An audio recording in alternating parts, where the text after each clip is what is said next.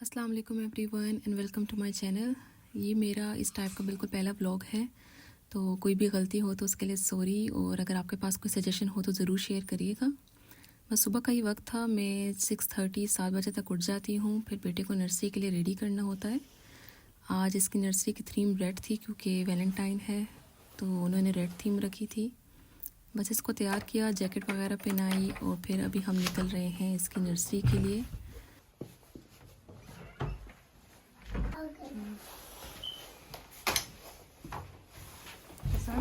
इसको ज़्यादातर मैं ही नर्सरी लेके जाती हूँ क्योंकि इसकी नर्सरी बिल्कुल ही नज़दीक है, बिल्कुल वॉकिंग डिस्टेंस पे। और इसको स्कूटी पे जाना बहुत अच्छा लगता है क्योंकि इसको यही होता है कि वो थकता भी नहीं है और जल्दी से पहुँच भी जाता है। तो ये अभी तकरीबन 8:20 का वक्त हो रहा है और मौसम काफ़ी मज़े का है। सुबह से बारिश हो रही थी लेकिन अभी स्टॉप है, तो इसलिए मैं अम्ब्रेला नहीं लेके जा रही अपने साथ। अभी हम रास्ते में ही थे कि अगेन बारिश स्टार्ट हो गई थी, तो हमने भी रेस लगाई और हमने कहा चलो किधर शेल्टर लेके रुक जाते हैं क्योंकि अभी इसकी नर्सरी में स्टिल टाइम था। तो हमने थोड़ी देर के लिए रास्ते में ही पॉज ले लिया। अभी बारिश हो रही है जानू, देखो ऐसे नज़र नहीं आ रही लेकिन है बारिश। ओके इट्स ओके, आपकी नर्सरी में भी टाइम है, हम थोड़ा यहाँ पे वेट कर लेते हैं, ठीक है। सुबह का टाइम है तो मुझे बड़ा अच्छा लगता है ऐसे खाली खाली मार्ट, मतलब जो आप लेने आते हो तो आप अपने डेस्टिनेशन तक इजली पहुंच जाते हो। और ऐसा तो मैं यहाँ पर सुबह सुबह कुछ नहीं लेने आई हूँ, बस शैम्पू थोड़ा सा ख़त्म हुआ था घर में। और वो कहते हैं ना कि घर के कामों को और ग्रॉसरी को तो दुआ है, आप जितनी भी लेके आ जाओ at the end of the day आपको कुछ ना कुछ चाहिए ही होता है। चाहे आप वीकली शॉपिंग भी कर लो फिर भी कुछ ना कुछ आपको चाहिए होता है, मंथली कर लो फिर भी कुछ ना कुछ आपको डेली बेसिस पे चाहिए होता है। तो वो इंसान को कोई भी पूरा नहीं कर सकता। और फिर शैम्पूज़ की वैरायटी इतनी होती है, टू बी वेरी ऑनेस्ट मैं तो पजल हो जाती हूँ। और मेरा वो सीन भी नहीं है कि मतलब एक शैम्पू लिया बस सारी ज़िंदगी वही यूज़ करते रहो। बस मेरा दिल होता है कि नहीं अब कुछ और ट्राई कर लेते हैं, अब कुछ और ट्राई कर लेते हैं। तो समझ नहीं आ रही इस बार कौन सा वाला लेके जाऊँ। पेंटीन इज़ गुड, लेकिन उससे मुझे ऐसा फ़ील होता था कि मेरे बाल ज़रा थोड़े ज़्यादा ऑयली हो जाते हैं। So now I am looking for something in between के ना ड्राई हो ना ऑयली हो। ट्रेसमे का बहुत सुना हुआ है, लेट्स ट्राई दिस वन।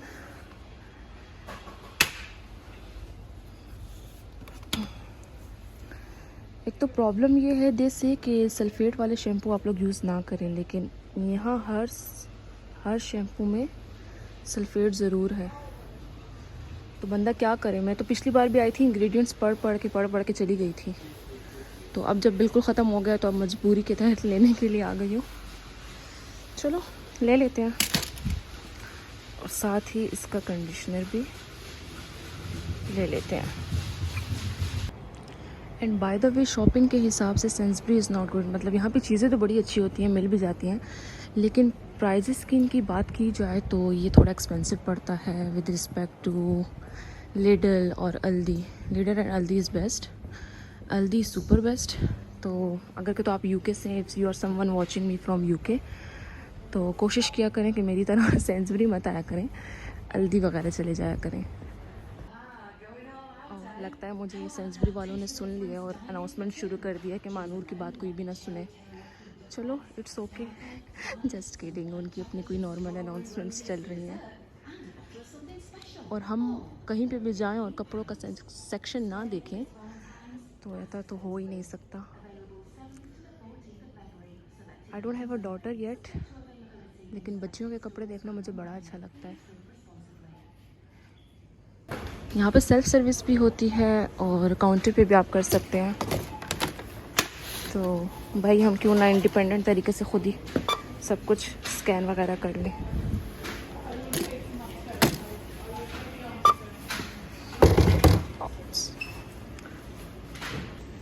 तो ये हमने कर ली शॉपिंग और अब हम जा रहे हैं घर।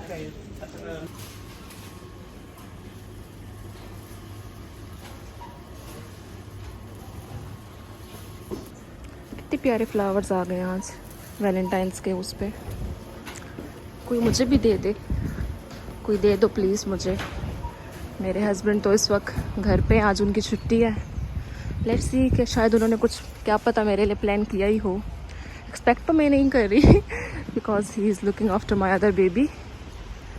तो यहाँ पे यही होता है, आपको सब कुछ खुद ही करना पड़ता है। हाँ, अगर आपकी फैमिली यहाँ पे हो तो कोई मसले की बात नहीं होती है, लेकिन यहाँ पर मैं और मेरे हस्बैंड अकेले ही हैं, तो हम दोनों खुद ही सब कुछ मैनेज करते हैं।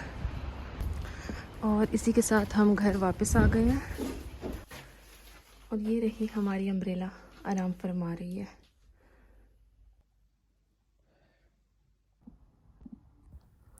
चाय बनाना मैंने अभी तक स्टार्ट नहीं किया, क्योंकि जैसे पाकिस्तान में होता है ना कि सब घर वाले मिलके ब्रेकफास्ट करते हैं। चलो अगर घर के मर्द काम पे चले जाते हैं या जॉब पे चले जाते हैं, लेकिन फिर भी घर पे आपके दादा दादी होते हैं या बहन भाई होते हैं जो सब मिल के इकट्ठे ब्रेकफास्ट करते हैं। तो मेरी अभी भी वही हैबिट है कि मुझसे अकेले ब्रेकफास्ट बिल्कुल भी नहीं होता, चाय नहीं पी जाती। तो मेरी कोशिश यही होती है कि या तो मैं अपने बच्चों के साथ ब्रेकफास्ट कर लूँ और या फिर अपने हस्बैंड के साथ करूँ अगर उनका ऑफ़ है तो आज मेरे हस्बैंड का ऑफ़ है, तो इसीलिए जब वो उठ जाएंगे तो फिर मैं चाय बनाऊँगी। और अगर उनका ऑफ़ ना हो, वो ऑफ़िस हों, तो फिर मैं कोशिश यही करती हूँ कि जब मेरा बेटा नर्सरी से आ जाए तो फिर जब मैं उसके लिए ब्रेकफास्ट बनाती हूँ तो तब मैं उसके साथ ही करती हूँ। तो इसलिए मैंने सोचा चलो डाइनिंग क्लीन कर लेते हैं, किचन का काम ख़त्म कर लेते हैं और उसके बाद फिर हम लोग अपनी आराम से चाय वगैरह भी पी लेंगे। और ये साथ मेरा बेटा ही उठ गया, छोटे वाला, और इसकी हैबिट है, इसको मैंने सिखाया हुआ है कि जब उठ जाए तो अपने लिए खुद ही डायपर लेके आ जाता है। इसको यहाँ पे मैंने चेंज करवा दिया और कार्टून लगा के दे दिए। मेरी यही कोशिश होती है कि मैं अपने बच्चों को उर्दू कार्टून लगा के दूँ ताकि ये अपनी लैंग्वेज से कनेक्टेड रहें। और वैसे भी इस उर्दू कार्टून में काफ़ी अच्छी बातें भी सिखाई जाती हैं, सो इट्स मच बेटर। और जब तक मेरा बेटा कार्टून देख रहा है, थोड़ा इन्जॉय कर रहा है, तो मैंने सोचा चलो स्टोव वगैरह भी क्लीन कर लेते हैं। तो बस वही क्लीन कर रही थी। वैसे तो स्टोव हर दूसरे दिन ही साफ़ हो रहा होता है, क्योंकि किचन का काम हर घर में ही माशाल्लाह इतना होता है कि साफ़ करना ही पड़ता है। लेकिन मेरा ये होता है जब भी मैं डीप क्लीनिंग करती हूँ स्टोव की तो फॉइल चढ़ा देती हूँ। उससे ये होता है कि एटलीस्ट इतना ज़्यादा गंदा नहीं होता है स्टोव नीचे से जितना फॉइल के बगैर होता है। तो एक ये ट्रिक मैं यूज़ करती हूँ। और बस ये अब कुछ भी नहीं हो रहा है, स्टोव साफ़ हो रहा है और साथ में बैकग्राउंड पे नुसरत फ़तेह अली ख़ान साहब की कवालियाँ चल रही हैं।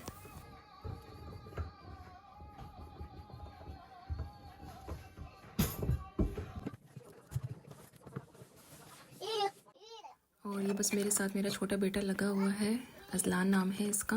और ये टीवी बिल्कुल भी नहीं देखता इतना शौक़ से, बिल्कुल इंटरेस्ट नहीं लेता। तो इसलिए वो जो कार्टून मैंने लगा के दिए भी थे तो वो देख नहीं रहा था, तो इसलिए मैंने अपने लिए कवालियाँ ही लगा ली थी।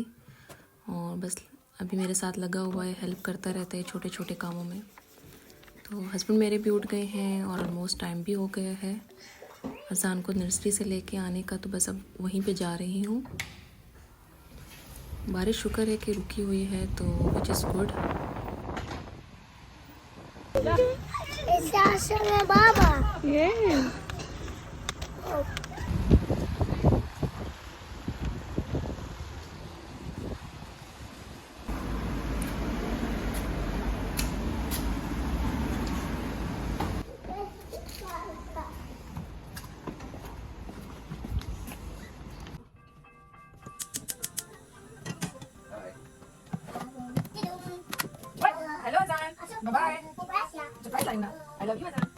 और ये फाइनली अब नाश्ते की तैयारी शुरू हो गई है। अब हम सब मिलके ब्रेकफास्ट वगैरह करेंगे।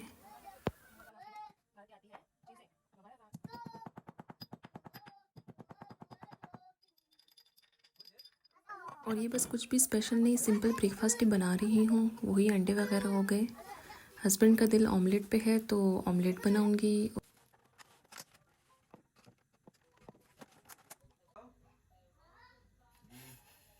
ऑमलेट में मैं यही थोड़ा सा अनियन हो गया, कोरिएंडर हो गया और जिंजर अगर अवेलेबल हो तो वो भी मैं ऐड करती हूँ, लेकिन जिंजर इस वक्त नहीं थी तो मैंने सिर्फ अनियन और कोरिएंडर वगैरह ही डाल दी। और बाकी वही आपका जो नमक और पेपरिका होता है तो बस वो मिक्स किया है बीच में।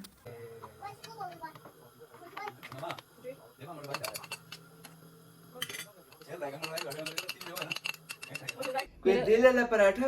और ये बस ब्रेकफास्ट रेडी हो गया है और हस्बैंड मुझे यही कह रहे थे कि दिल वाला पराठा कहाँ है। और बस फिर मैंने ज़ोहर की नमाज़ पढ़ी, पिंक शर्ट पहनी और मैंने कहा वैलेंटाइन है तो कहीं तो चले जाते हैं। तो हमने फिर ये सोचा कि दूध भी ख़त्म है तो क्यों ना ग्रॉसरी के लिए ही चले जाएं।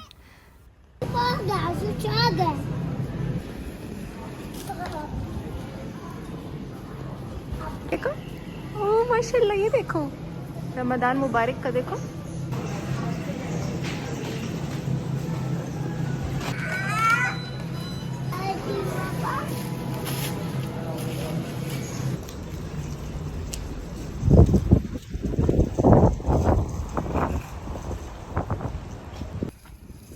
और यहाँ पर बस ग्रॉसरी ख़त्म हुई और अब हम लोग घर जा रहे हैं। घर पहुँचेंगे तो आई थिंक मगरिब का टाइम हुआ होगा।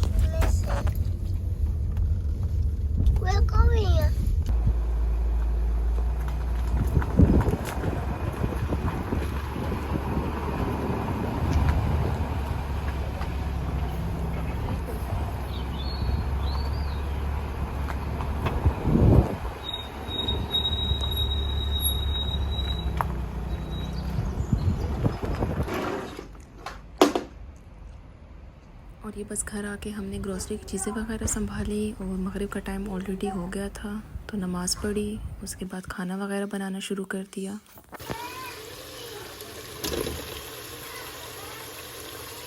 और ये आज मैं तकरीबन आई थिंक 8-9 मंथ्स के बाद फलियाँ गोश्त बना रही हूँ। मतलब गोश्त तो बनता ही रहता है लेकिन फलियाँ काफ़ी टाइम बाद बना रही हूँ।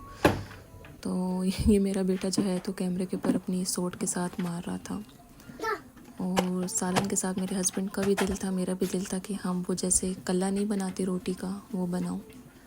तो बस यहाँ पर वही बना रही हूँ। और ये थी मेरे आज के दिन की सारी कहानी। बस हर दिन की तरह ये दिन भी यहीं गुजर गया।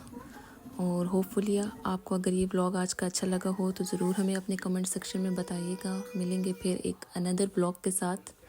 तब तक के लिए टेक केयर, अल्लाह हाफिज़।